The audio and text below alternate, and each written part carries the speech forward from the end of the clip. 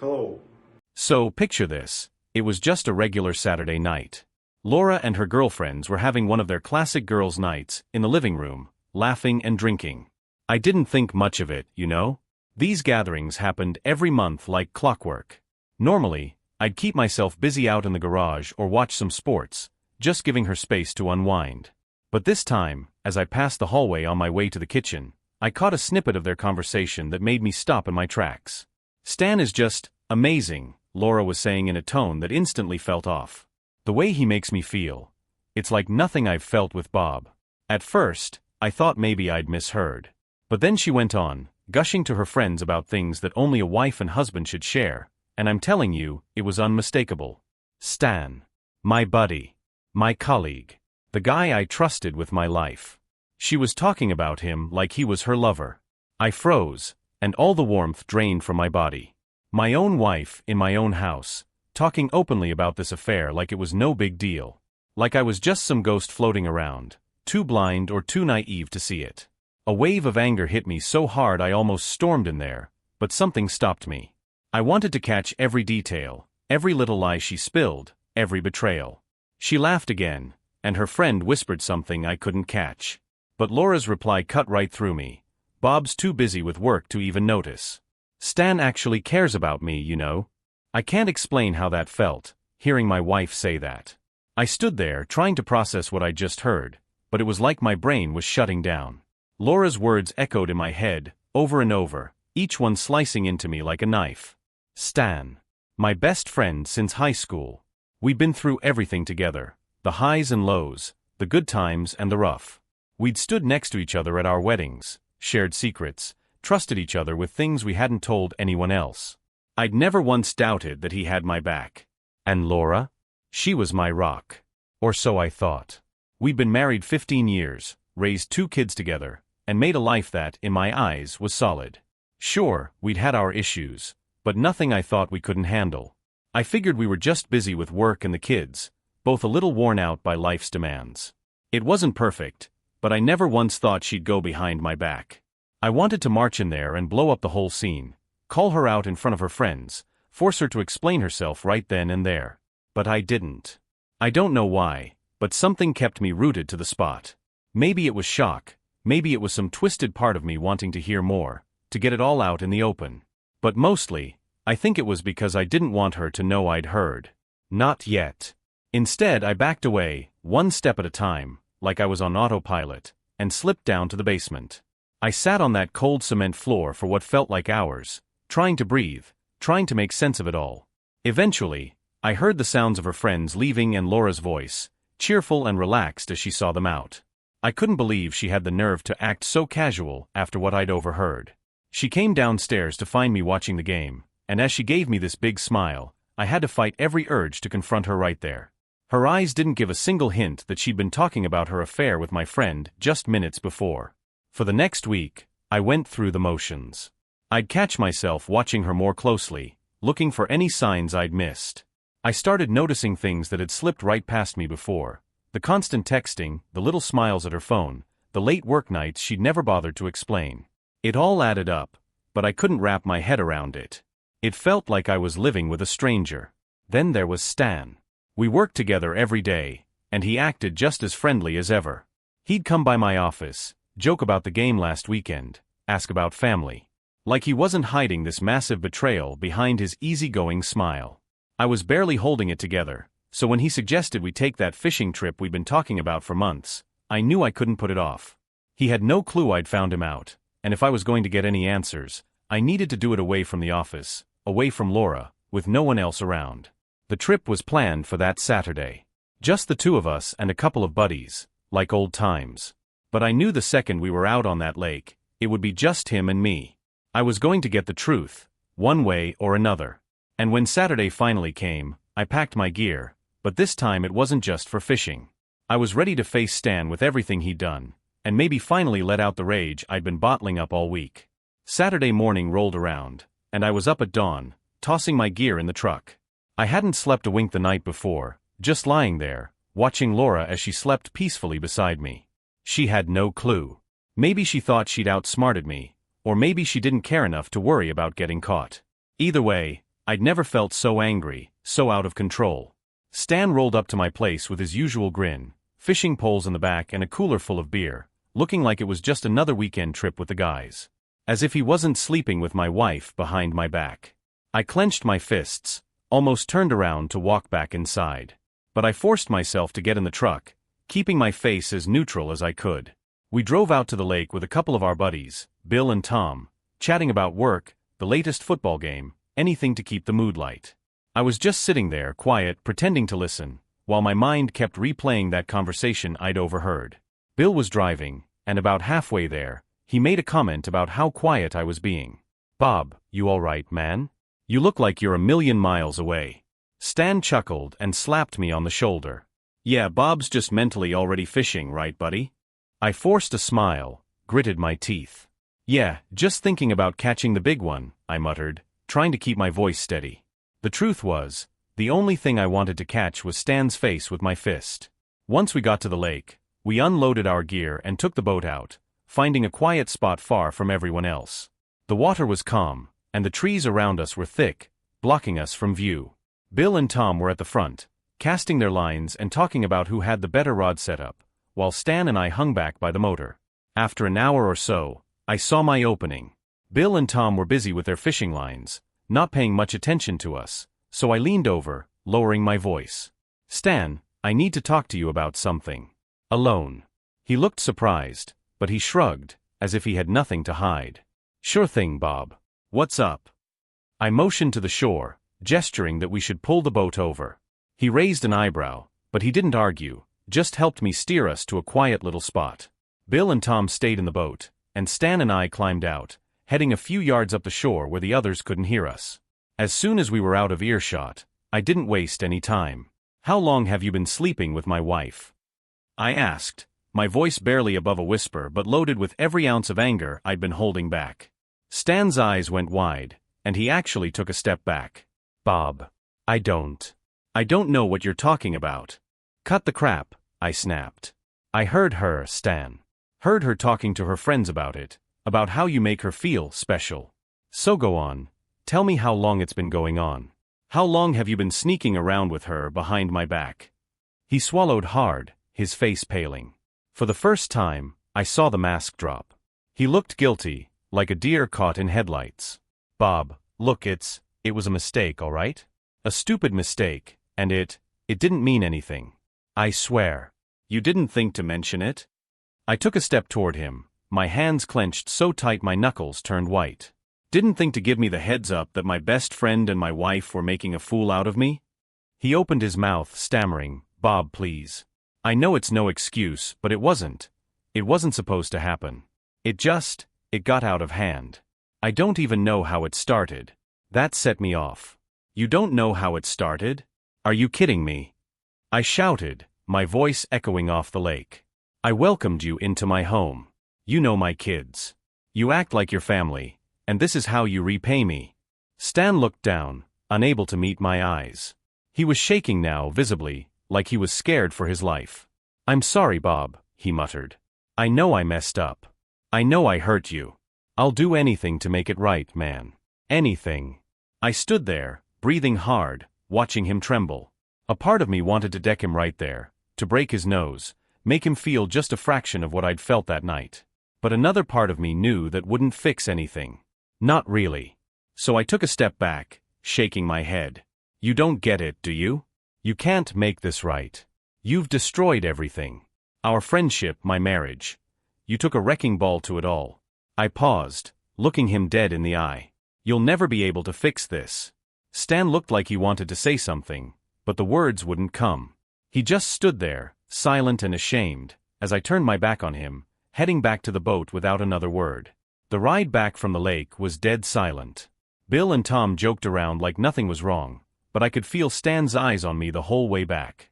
Every few minutes, he'd open his mouth like he was going to say something, then close it.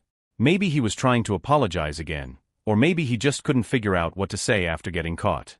Either way, I wasn't interested.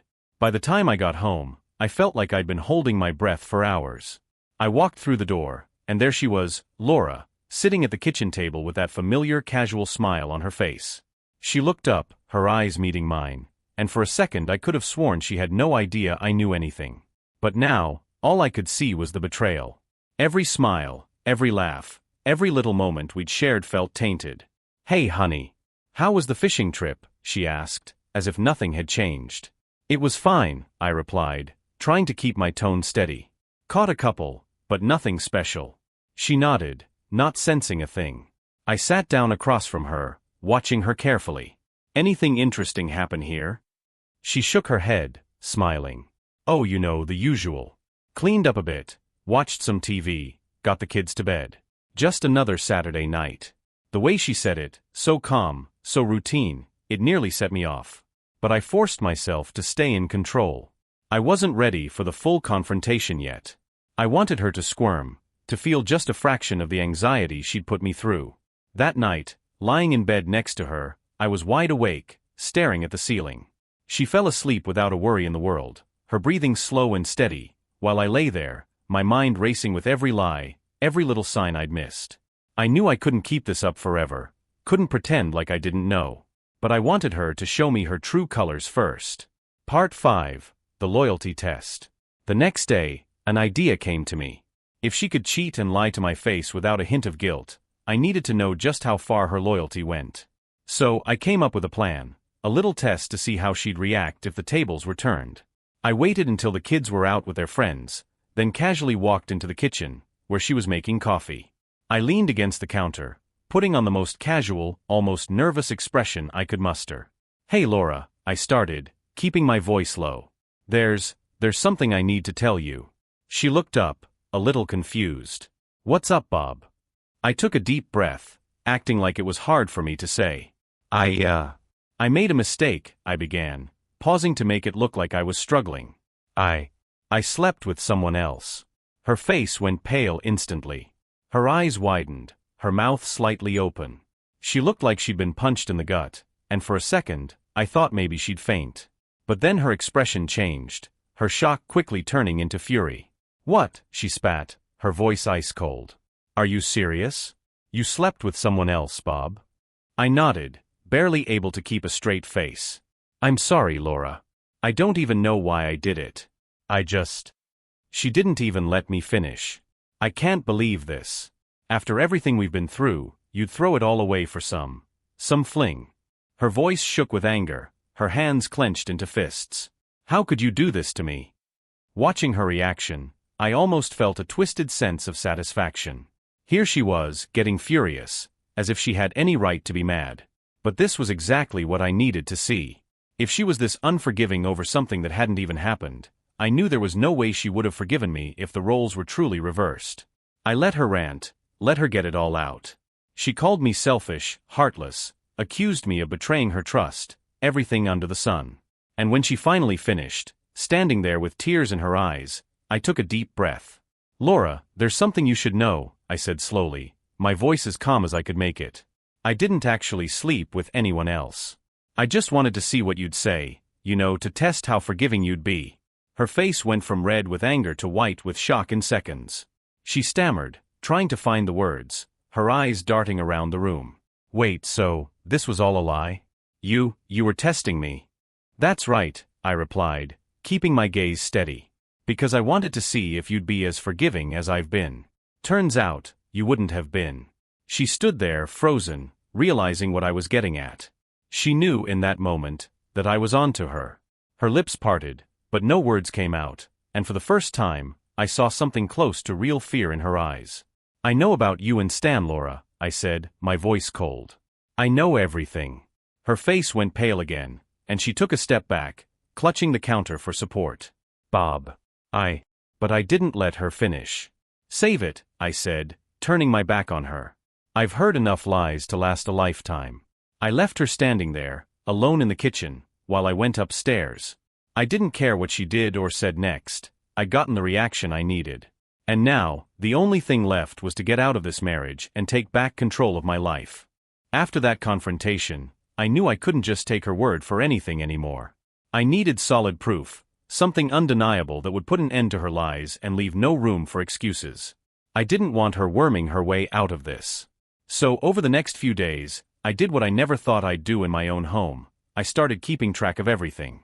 I checked her phone whenever I could, looking through her messages, her call logs. Most of what I found was deleted, but she'd missed a few things. Just enough to confirm what I already knew. Then I went through her emails and social media. I saw a message here and there, old and new, from Stan, with little comments that all but confirmed their affair. It was careful the way they'd communicated, mostly innocent-sounding messages that could have been written off as friendly, if I didn't already know better. The final nail in the coffin came one night when she slipped up, leaving her laptop open in the living room. There was a string of messages between her and one of her friends. She'd gone on and on about her feelings for Stan, even bragging about how discreet they'd been.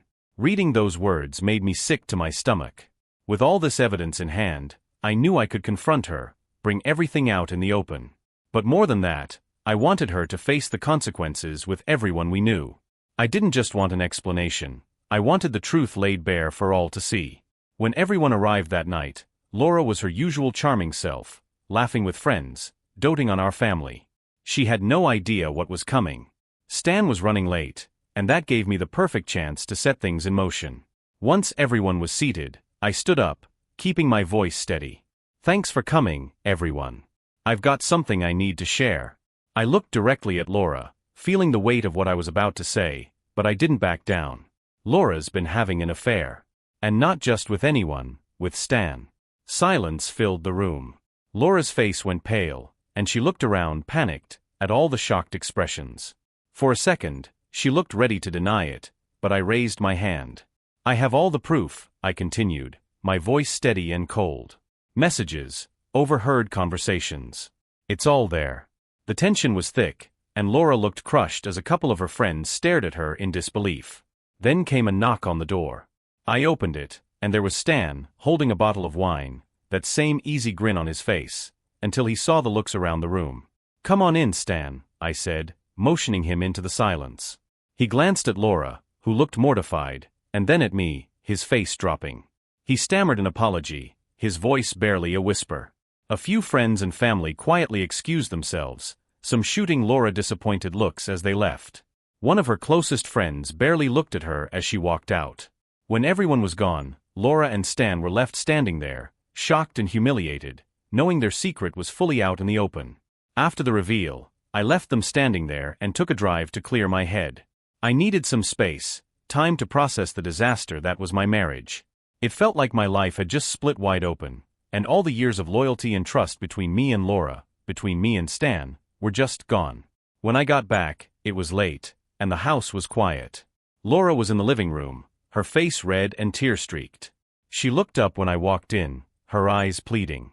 "Bob, please, can we talk?" I stood there, feeling nothing but anger. "What's left to talk about, Laura?" I said, my voice low. "I gave you my trust, my loyalty, everything I had, and you threw it away. For what? For Stan." She started to cry again, clutching her hands together. It wasn't like that. I made a mistake, a huge mistake, and I am so sorry. Please, Bob, let's try to work this out. Work it out." I almost laughed. "You think this is something we can just work through? You didn't just betray me, you humiliated me in front of everyone, in front of our family." I paused, watching her struggle to find any defense, but there was none. She tried to reach for my hand, but I pulled back. "You were so sure you'd get away with it," I continued. "So confident I'd never find out." Laura shook her head, her voice barely a whisper. "I was selfish, Bob. I know that now. But I still love you, and I want to make this right, please. Make it right." I repeated, feeling a surge of frustration. "If you loved me, this wouldn't have happened. It's too late, Laura. There's no fixing this." She kept looking at me, desperate, as if she could somehow undo what she'd done if she just said the right words. But there were no words that would make any of this better. I turned away, not able to look at her any longer. "I'll be staying at a friend's place," I said quietly, heading for the door. "Consider this the beginning of the end, Laura. I'll be calling a lawyer." With that, I walked out, leaving her sitting alone, the weight of her choices hanging over her. I spent the night on a friend's couch, barely sleeping, my mind churning through the mess my life had become. By morning, the reality had settled in. This was really over. There was no going back. The next step was letting my kids know what was happening, something I'd been dreading. That afternoon, I drove home, preparing myself for the conversation. Laura was still there, looking tired and broken, but I barely glanced at her. She'd made her bed, and now she'd have to lie in it. The kids were out in the yard, and I called them in, leading them to sit down on the couch. "Dad, what's going on?" my daughter asked, her face full of confusion. I took a breath, trying to keep my voice steady. "Your mom and we're going through something really difficult right now," I started, watching their faces carefully. "We're going to be living apart for a while." My son's eyes went wide. "Why? Are you and Mom getting a divorce?" Laura shifted uncomfortably behind me, but I didn't give her a chance to chime in. "Yeah, it looks that way," I said, my voice calm but firm. "It's not what I wanted, but sometimes things happen that you can't come back from." They were both silent, taking it all in.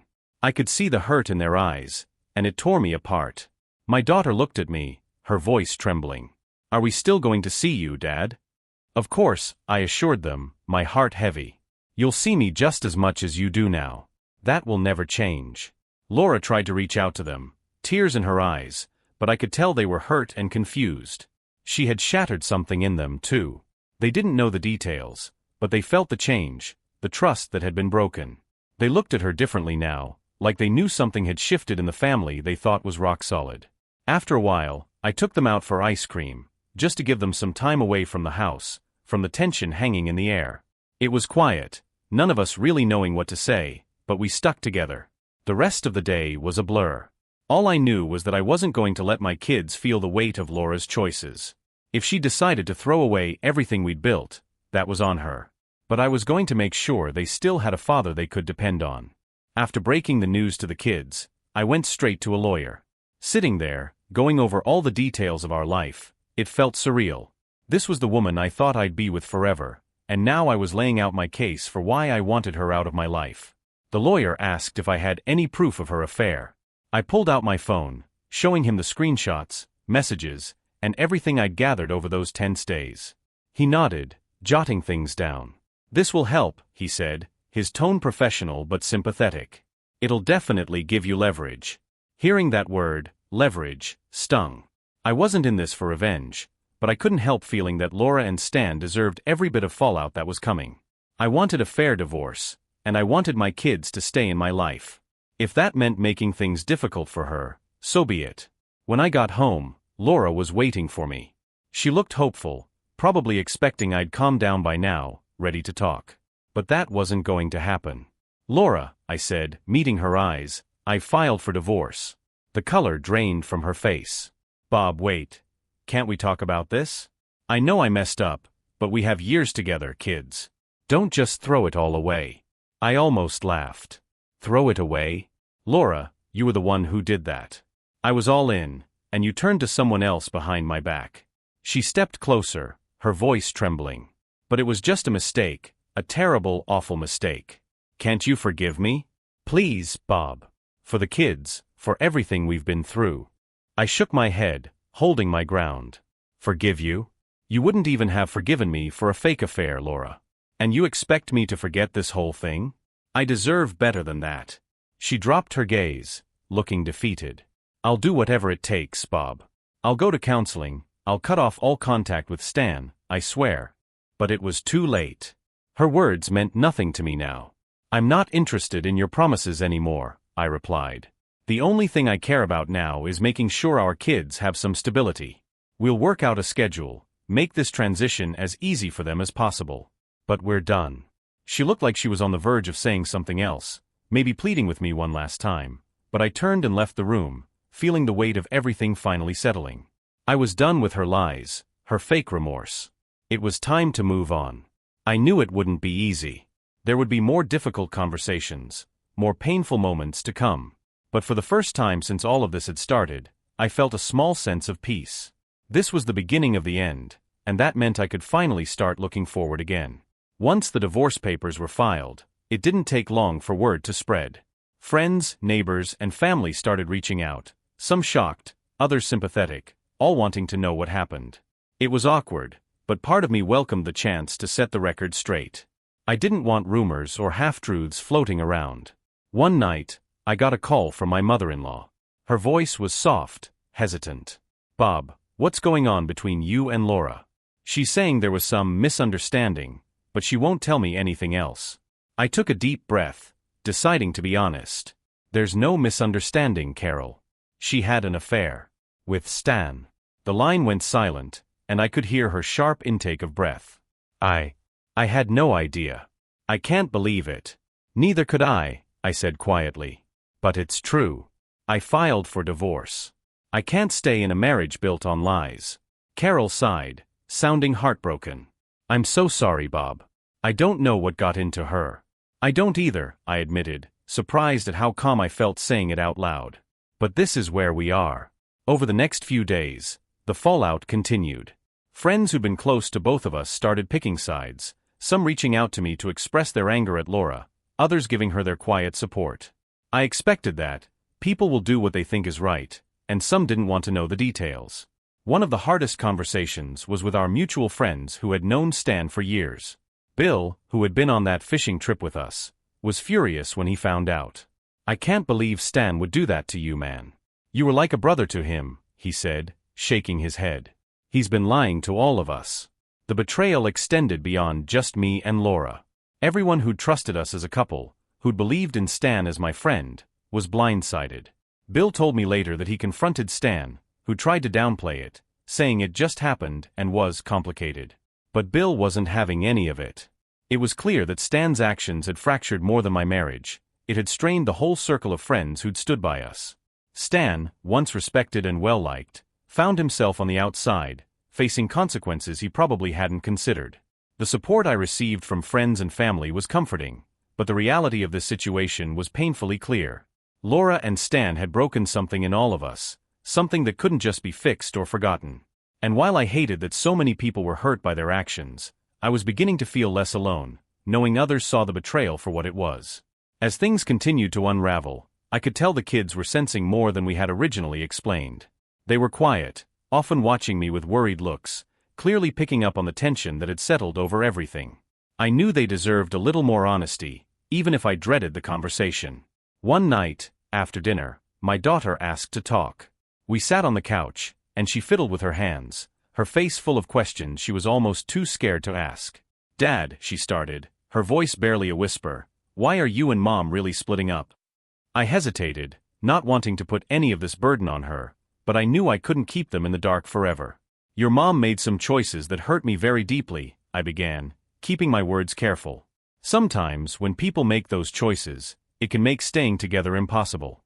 She was quiet, thinking that over. Then she looked at me, her eyes filled with that same confusion and hurt I'd been feeling since this all began. Did she fall in love with someone else?" Hearing her ask that hit me harder than I expected. "In a way," I said, choosing my words carefully, "but it wasn't love. It was a mistake. And it's going to take us all time to work through it." She leaned into me, her small arms wrapping around my shoulders. "I'm sorry, Dad. I wish this wasn't happening." I hugged her back, my heart breaking for her. "Me too, kiddo. But we're going to get through this.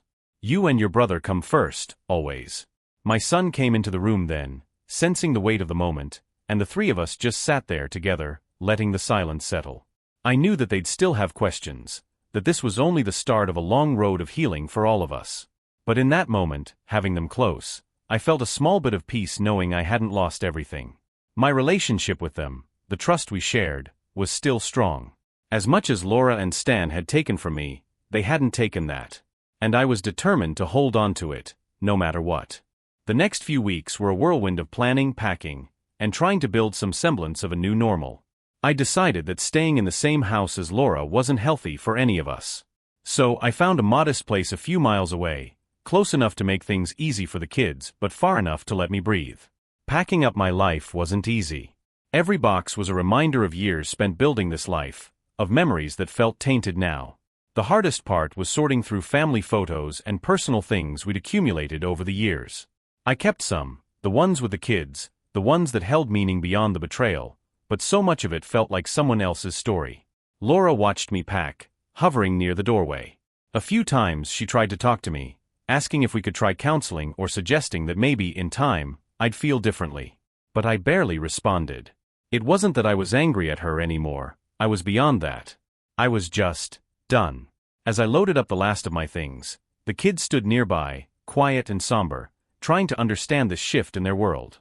I tried to explain to them what was happening, that I'd be moving to a new house but that they'd have a room there too, that they could stay with me as much as they wanted. Still, I could see the hurt in their faces, the fear of what this meant. When I turned to leave, my daughter ran up and wrapped her arms around me, holding on tight.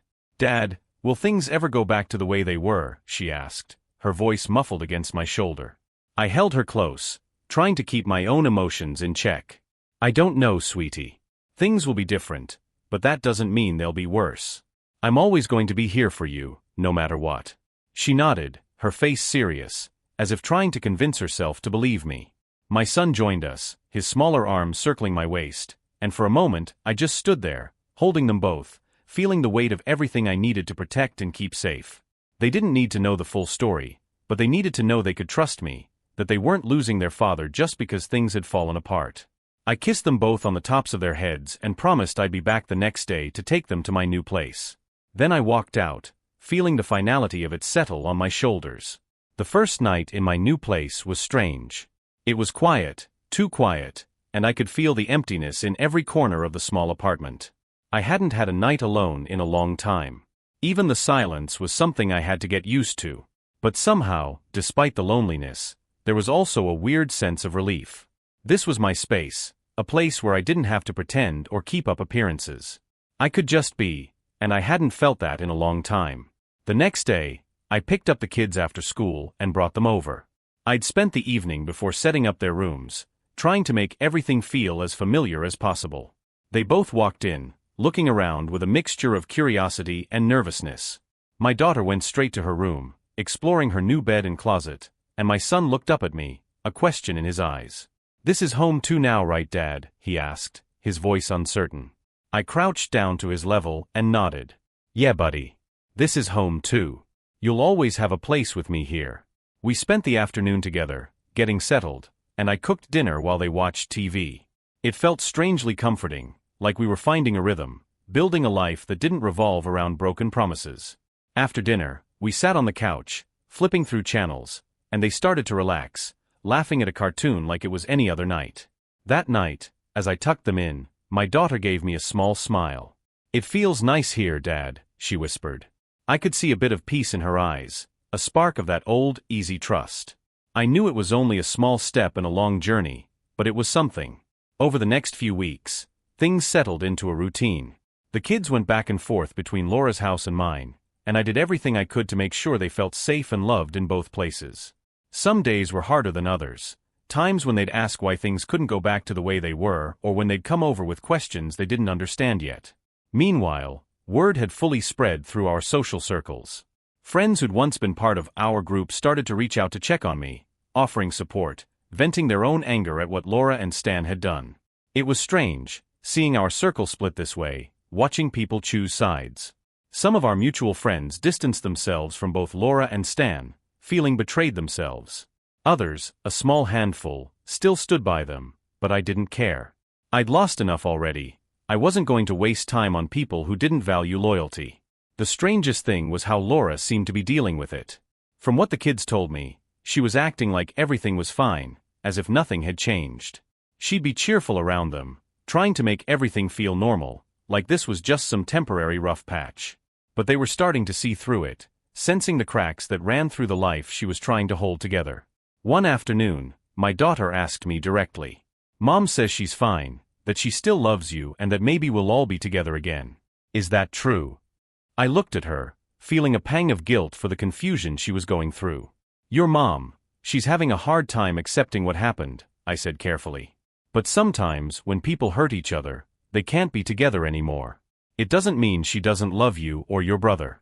But this," I gestured around the apartment, "this is our life now, and we're going to make it good. I promise you that." She nodded, seeming to understand in her own way. And just like that, I felt a little bit of the weight lift. I'd spent so much time worrying about what I'd lost, but here was something worth fighting for, building a new life with my kids, a life based on honesty and trust, one day at a time. As the weeks passed, Laura became relentless in her attempts to reach out, constantly calling or texting, trying to meet up. At first, I ignored her messages, not wanting to give her any more of my energy. But one night, after another string of pleading texts, I agreed to meet. Maybe she needed closure as much as I did. We met at a quiet cafe, far from our usual spots. She was already sitting at a table, looking tired and anxious, almost as if the weight of everything had finally caught up to her. When she saw me, she offered a small, tentative smile. "Thanks for meeting with me, Bob," she said softly, folding her hands on the table. "I know this isn't easy." I nodded, staying silent. She took a deep breath and began talking, her voice trembling. "I've done a lot of thinking," she started. "I know I messed up, beyond anything I can explain. I hurt you, I hurt our kids. I hurt everyone. And I'm so sorry. I don't know what I was thinking. I lost myself somewhere along the way." Her words hung in the air, and while part of me wanted to believe she was genuine, the other part knew it didn't matter anymore. She could apologize all she wanted, but it wouldn't change the damage she'd done. "Laura, what exactly do you want from me?" I asked, keeping my tone calm. She looked down, fidgeting with her hands. I want to see if there's any way we can fix things. Go to counseling, try to rebuild what we had. I still love you, Bob. I made a terrible mistake, but I'm willing to do whatever it takes to make this right." Hearing her say she loved me felt hollow, almost insulting. "Laura, it's too late for that.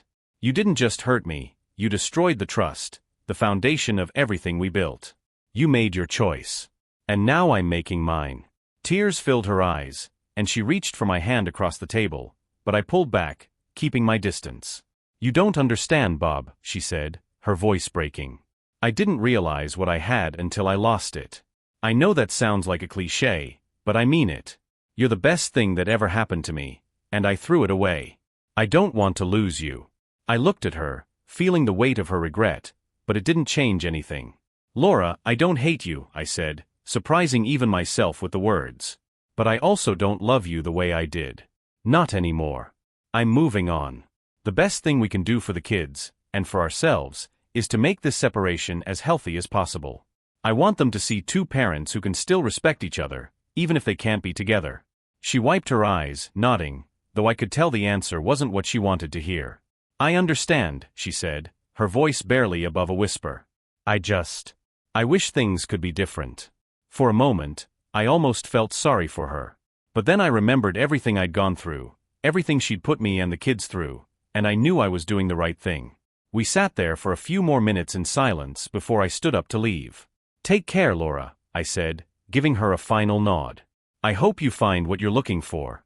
I walked out of the cafe, feeling a strange sense of closure, like a heavy door had finally swung shut. I didn't know what the future held, but for the first time, I felt free to face it without looking back. After that final conversation with Laura, I felt a kind of clarity I hadn't experienced in months. It was as if, with each step away from the cafe, I was shedding the weight of our broken relationship, leaving behind the betrayal, the anger, and the constant ache of loss. It didn't erase what had happened, but it allowed me to focus fully on what mattered now, myself, my kids, and this new life I was building. I dove into the routines at my new place, turning it into a real home for the kids. We filled the rooms with their art projects, photos, and little reminders of our times together.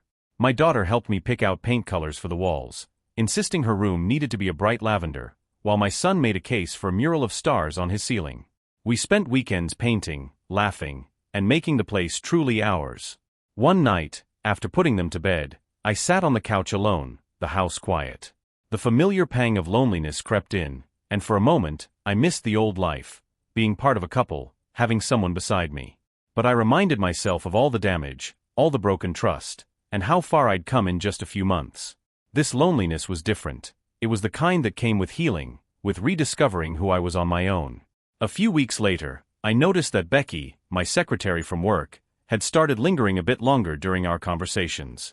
She'd always been warm and kind, but recently, there was something more in her smile, a gentle openness that made me feel a spark I hadn't felt in years. One afternoon, as we were chatting by the office coffee machine, she asked me how I was handling everything. Her concern was genuine, and for the first time, I found myself wanting to share more with her. "Honestly, it's been rough," I admitted, meeting her gaze. "But I'm starting to feel like I can breathe again. Like I'm finding myself. She smiled, and there was an understanding in her eyes that was hard to describe. It's good to see you moving forward, Bob. You deserve some peace after all this. A few days later, on a whim, I asked her if she'd like to grab a coffee after work. Her face lit up, and she nodded. That evening, we sat in a cozy little cafe, talking for hours. It was easy with Becky. She listened, really listened, and shared her own stories, her laughter and warmth filling the space between us. For the first time, I felt hope, real hope that there could be something meaningful waiting for me on the other side of all this pain. Over the following weeks, we started spending more time together. Becky and I took things slow, carefully navigating this new territory. She met the kids one afternoon when we all went to a park, and it was clear they liked her instantly. She didn't try too hard or force anything. She was just herself, kind, steady, understanding.